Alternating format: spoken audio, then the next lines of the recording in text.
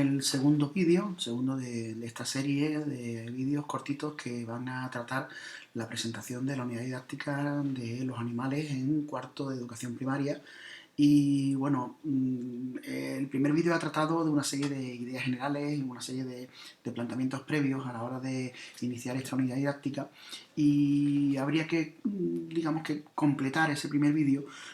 haciendo alusión a que en las formas de exposición o el planteamiento, digamos, de la unidad didáctica es un planteamiento bastante cerrado, es decir, los elementos son los que son. Lo que sí podemos jugar con un poquitín en cuanto a personalización de estos elementos sería en el marco curricular y en la relación con otras áreas. La relación con otras áreas, como he mencionado en el primer vídeo, se refiere fundamentalmente a lengua y matemáticas, porque el resto de áreas, es decir, el resto de áreas como por ejemplo plástica, aparecen dentro del marco curricular, pero repito, el trabajo diferenciado, el trabajo específico en lengua y en matemáticas, bueno, pues se puede hacer aparte, ¿no? A la hora de exponer la unidad didáctica, eso, digamos que tendríais autonomía plena, ¿no? Pero bueno, conviene que sigáis un orden preestablecido y sigáis una estructura más o menos marcada, porque al tribunal le agrada ir viendo cómo vais completando cada una de estas etapas, ¿no? Bueno, pues vamos a abordar el segundo vídeo hablando de lo que sería la temporalización y la justificación. De una forma muy sencilla, la temporalización, como hemos planteado en el primer vídeo, esta unidad didáctica de los animales está dirigida al segundo ciclo de educación primaria, concretamente al cuarto curso.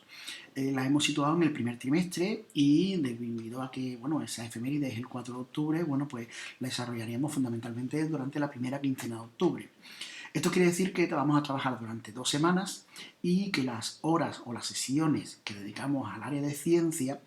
serían 3 por semana, es decir, tendríamos 3 por 2, más las 2 horas de comprensión lectora, más las 2 horas de resolución de problemas, más las 2 horas de plástica y las 2 sesiones que, bueno, pues entrarían pues por la asignatura de Educación para la Ciudadanía y los Derechos Humanos, ¿no? De todas formas, aquí sí que puede existir, como es una asignatura de libre configuración, puede existir la posibilidad de que incluyamos el desarrollo de los contenidos de este área dentro del desarrollo del resto de las sesiones, ¿no? Hemos mencionado anteriormente ya varias veces en las sesiones presenciales que cuando hablamos de sesiones, las sesiones no son de lengua, de matemáticas, de naturales o sociales, sino que son son sesiones que van dirigidas a el desarrollo de la unidad didáctica, es decir, pierden su nombre para ser sesión 1, sesión 2, sesión 3, sesión 4, etcétera, ¿no? En este caso, bueno, pues nos hemos decantado por las 14 sesiones.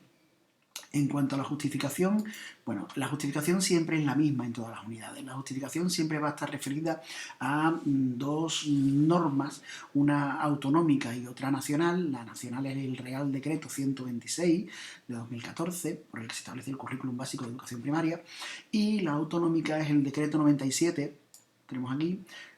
porque es el que se regula el currículum de educación primaria, pero en Andalucía. Cuando hablamos del Real Decreto 126 a nivel nacional, hablamos del artículo 7, donde aparecen los objetivos de la educación primaria. También hablamos del artículo 9